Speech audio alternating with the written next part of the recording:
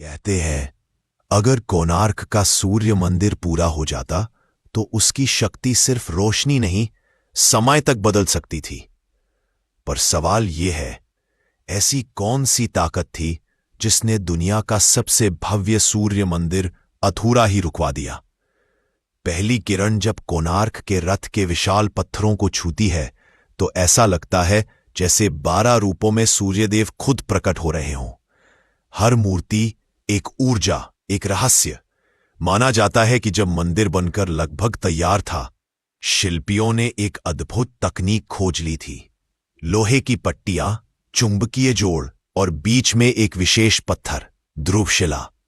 कहते हैं ये पत्थर मंदिर को ऐसा संतुलन देने वाला था कि पूरा ढांचा हवा में तैरता हुआ लगता। लेकिन फिर एक रात सब बदल गया। समंदर शांत था पर भारी, जैसे कोई अनदेखी शक्ति तट पर उतर आई हो। अगली सुबह पता चला ध्रुवशिला को स्थापित करना असंभव हो गया है। हर गणना, हर कोशिश अचानक विफल होने लगी।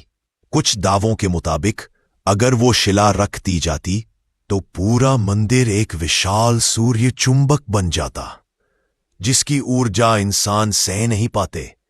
और पहरेदारों ने उस रात मंदिर की सबसे ऊंची मंजिल से एक चमकता हुआ प्रकाश उठते देखा, जो धीरे धीरे आसमान में गायब हो गया। इसके बाद निर्माण रोक दिया गया। किसी ने सवाल नहीं किया, जैसे सब समझ चुके थे कि ये मंदिर जिस शक्ति को जगाने वाला था, दुनिया उसके लिए तैयार नहीं थी।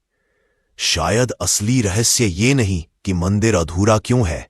रहस्य ये है, अगर वो पूरा हो जाता तो क्या हम उसका असर सह पाते?